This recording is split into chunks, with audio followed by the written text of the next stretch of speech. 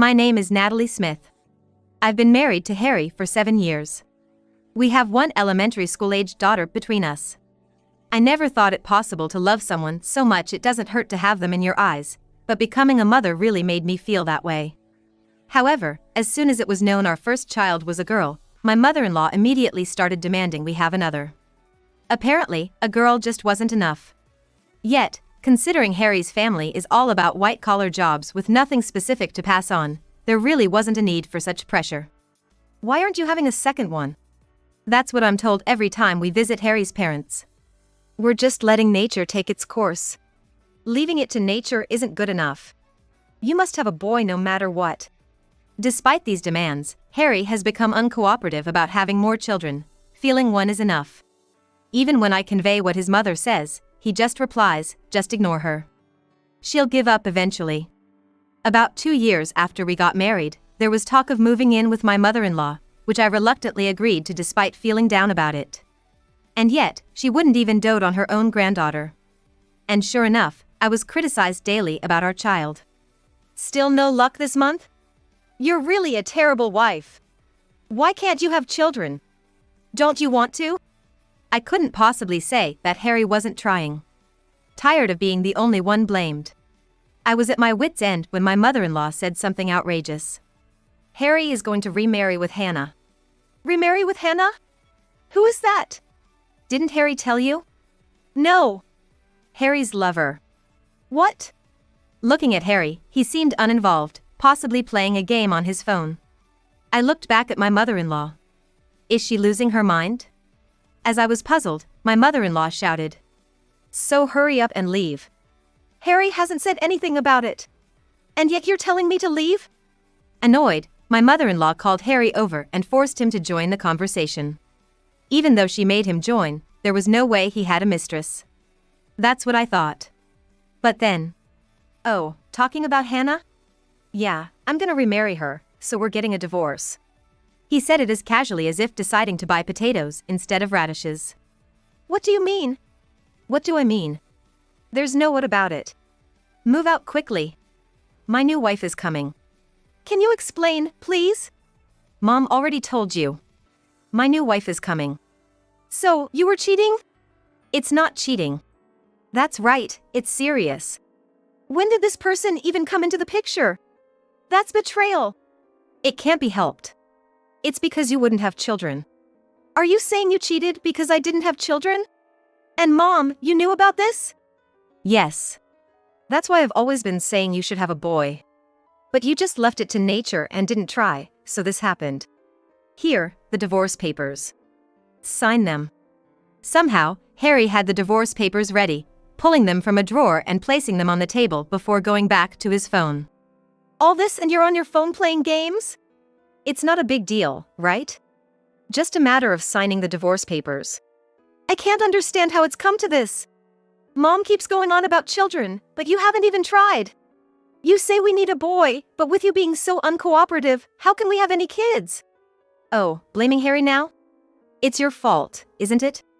Why is it my fault? It's settled then. If the husband isn't interested, it's the wife's fault. What?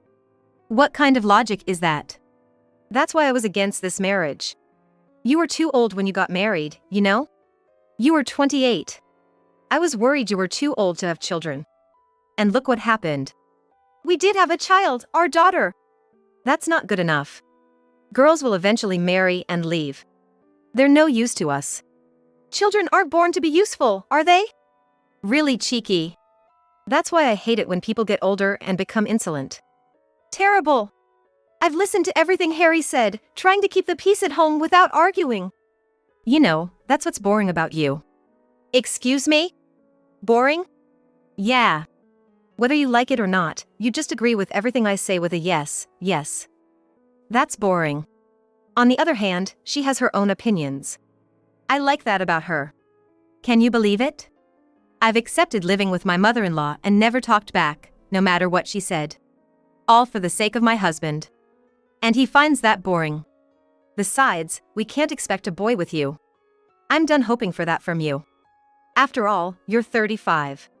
It's impossible no matter how hard you try. Harry would prefer a younger woman anyway.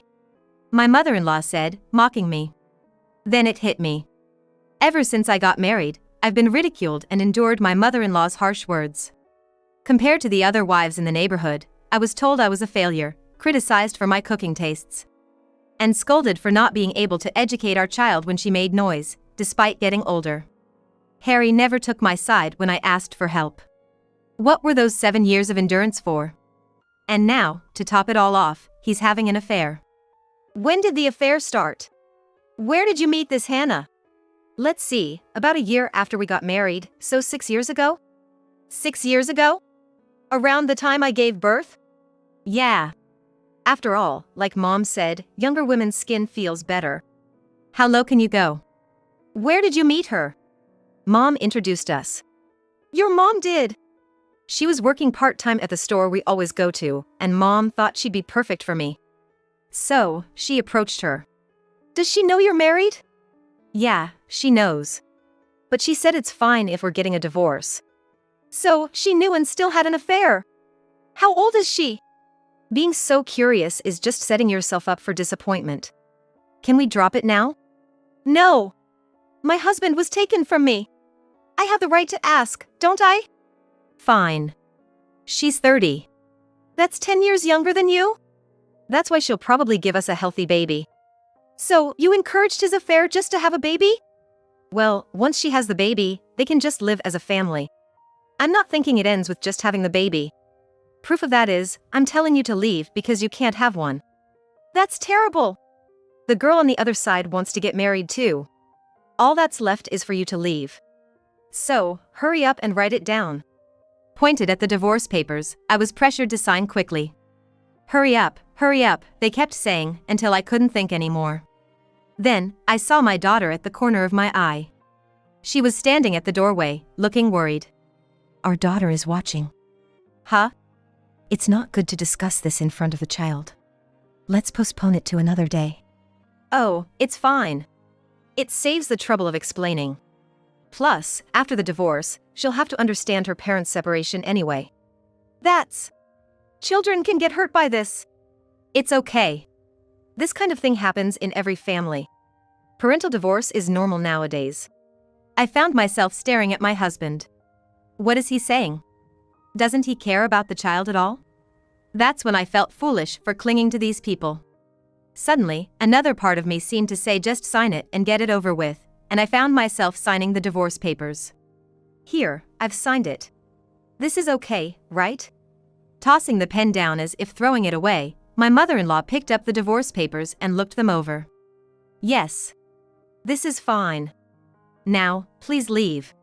What? It's ridiculous to stay in the same house after a divorce, right? The new wife wouldn't want that, obviously. So, please leave. Surely you can't mean right away. Well, from our side, we'd like you to leave as soon as possible. We have a child. It's not that easy to just leave. Well, I thought signing meant you were ready for that. To think you weren't prepared at all. Then, leave within a week. That's okay with you, Mom? Can't be helped.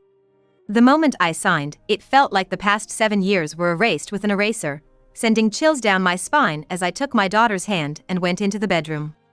Then, humming a tune, Harry left the house, perhaps to see that woman.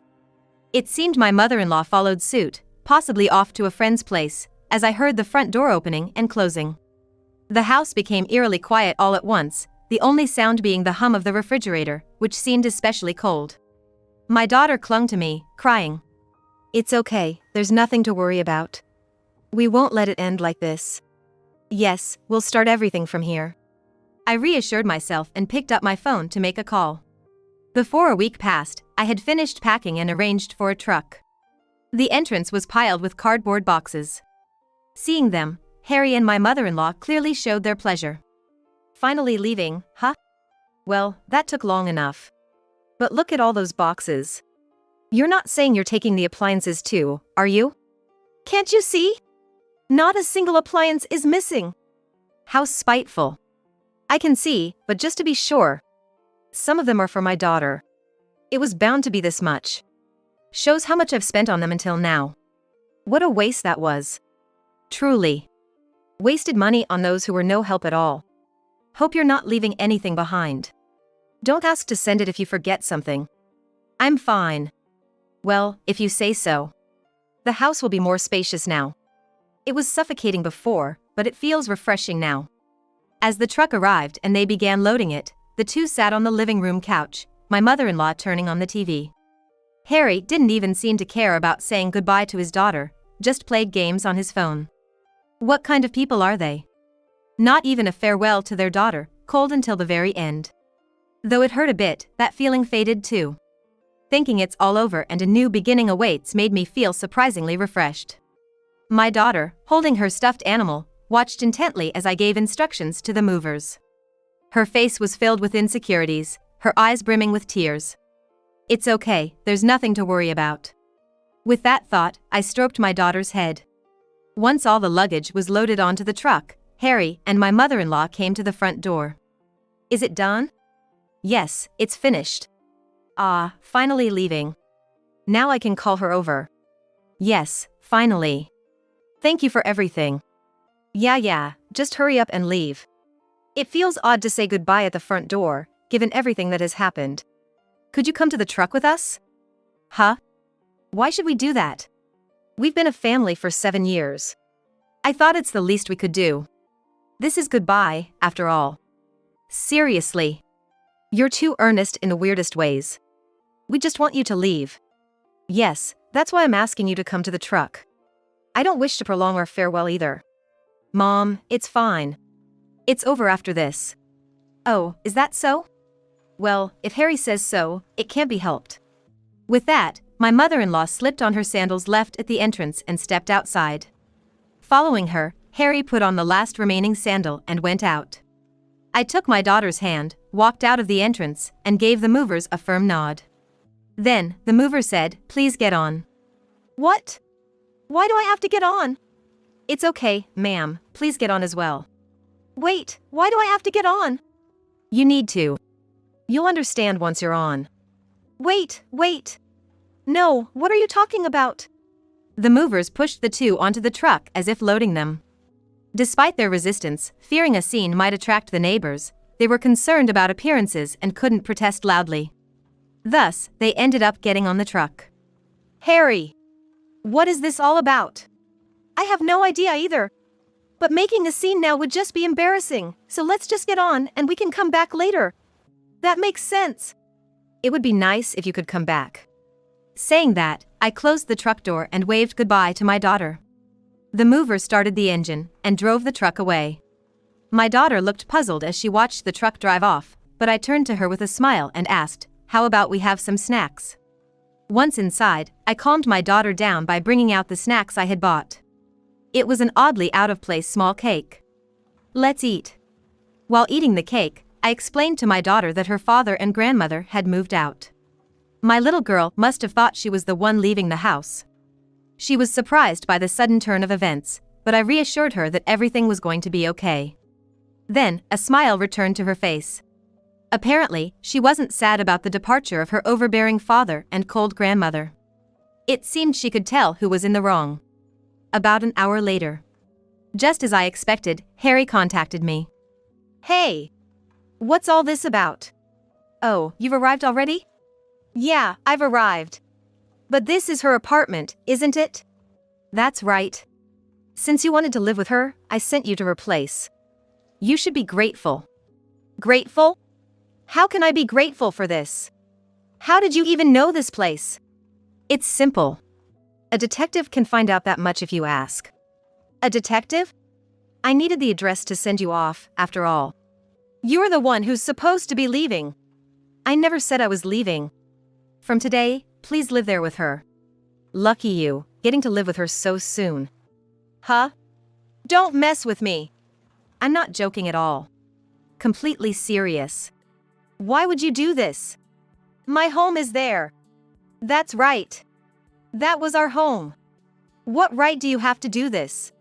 It seemed they were on speakerphone, as I could annoyingly hear my mother-in-law's voice. No. You seem to be misunderstanding something, but this house is mine. Don't joke with me. The one joking is you, Mom. Introducing a mistress to your husband and encouraging an affair. I can't believe you did something so stupid. We're not talking about that now. You were supposed to leave when we divorced. So, it's decided that you, the wife, are the one to leave. Maybe you haven't been told? Told what? Mom, where are you yelling from? It's disturbing the neighbors. Shut up. The movers have left all the boxes piled up in front of the apartment. If left like this, your belongings will all get wet from the dew. If you don't want that, you should come. I don't think I need to go, since all the contents of those boxes are yours. What? That's impossible. My mother-in-law continued to scream hysterically. You're being shameful. You're going to live there now, and you don't want the neighbors to think a crazy old lady has moved in, do you? Who's crazy? Just live there from today onwards. We're strangers to you now. No, we're going back home. We'll kick you out of that house. That won't be possible. If you enter the house without permission, I'll sue you for trespassing. What kind of woman are you? You're the one who's crazy. Harry could tell you if you asked. Why don't you ask him? Ask what? Whose house it is. I don't need to ask. That house was bought by Harry after we got married. It was secondhand, but it was nice enough. That's why I moved in with him. Oh dear, what a big lie. You were lied to quite spectacularly. But from someone who lies so easily about having an affair, I guess that's just another lie, right? What do you mean? Actually, this house was built by my parents before we got married. After they passed away, I was living here alone. When we decided to get married, I didn't want to leave my family home, so Harry said we could live here.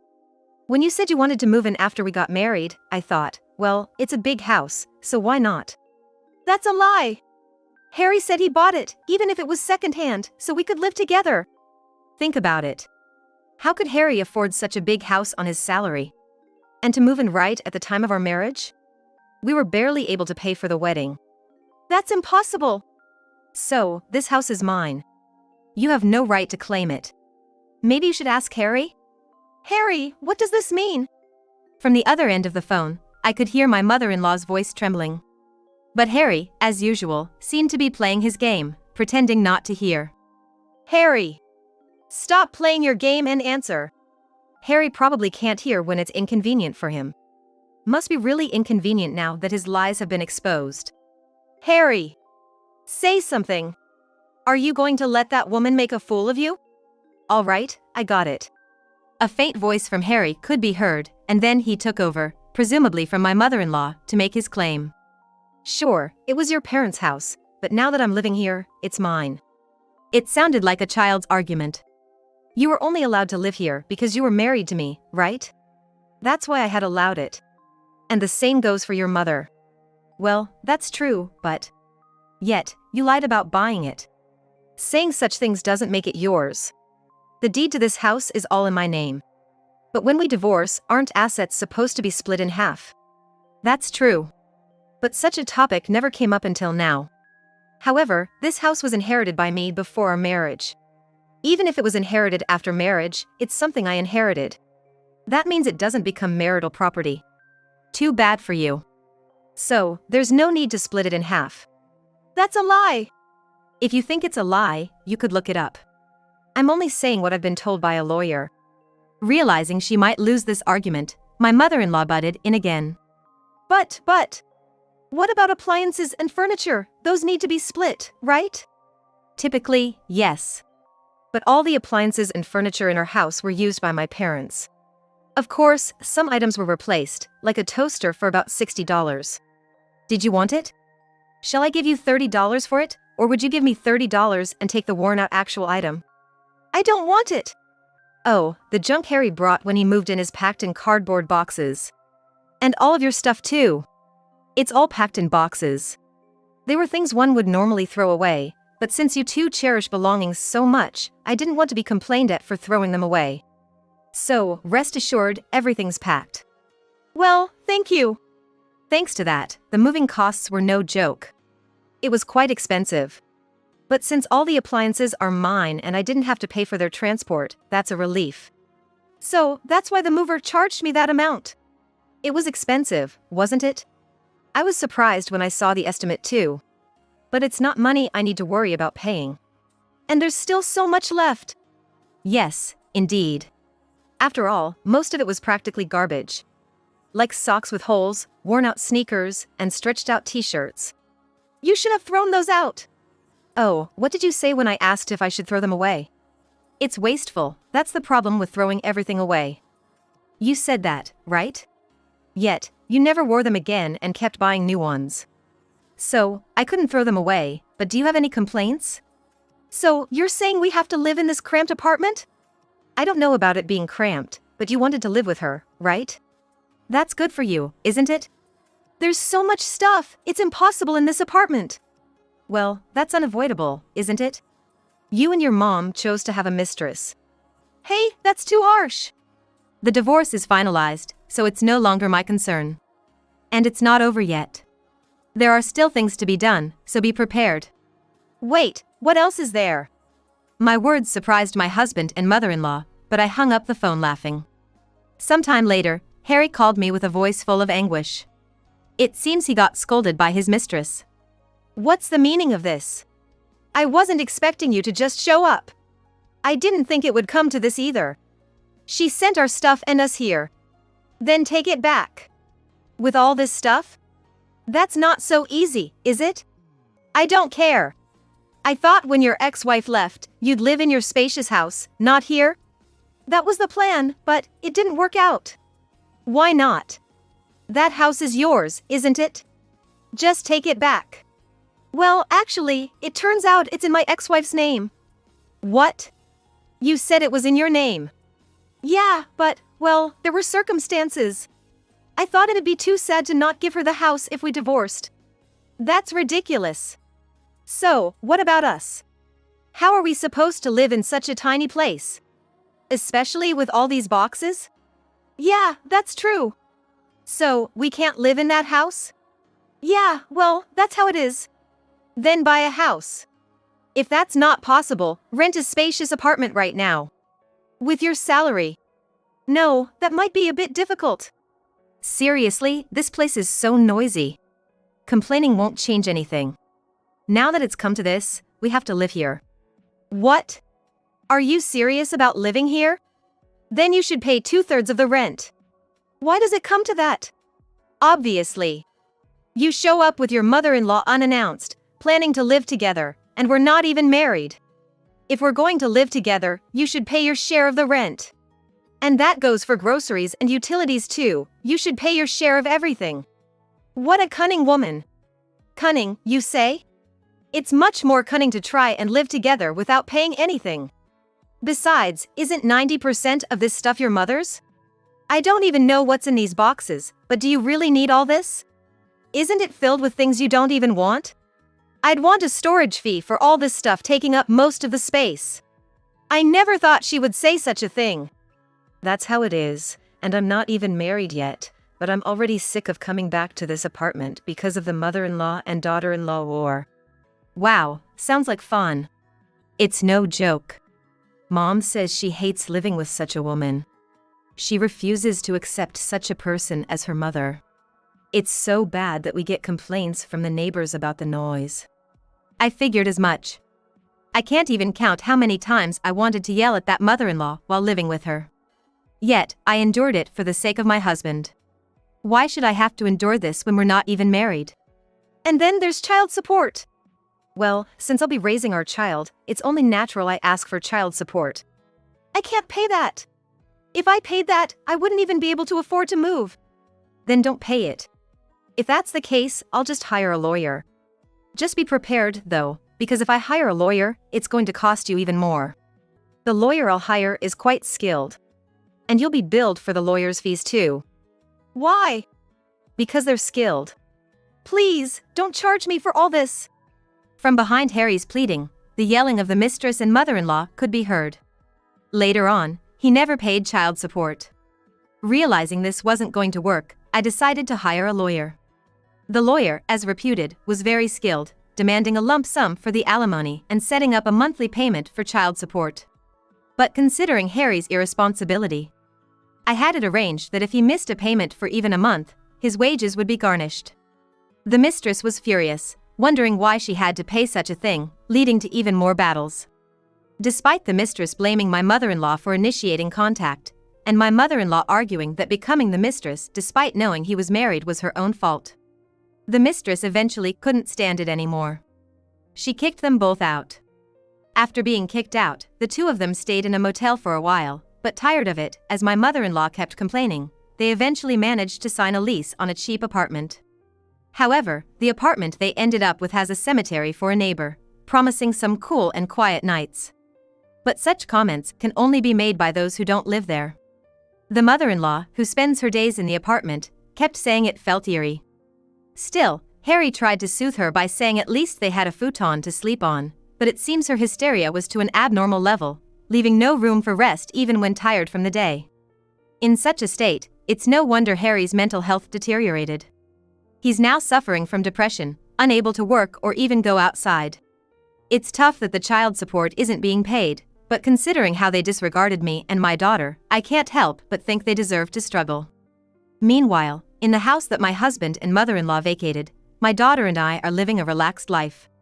Our days are peaceful and filled with happiness, undisturbed by anyone. Divorcing was a wonderful decision, I mused to myself,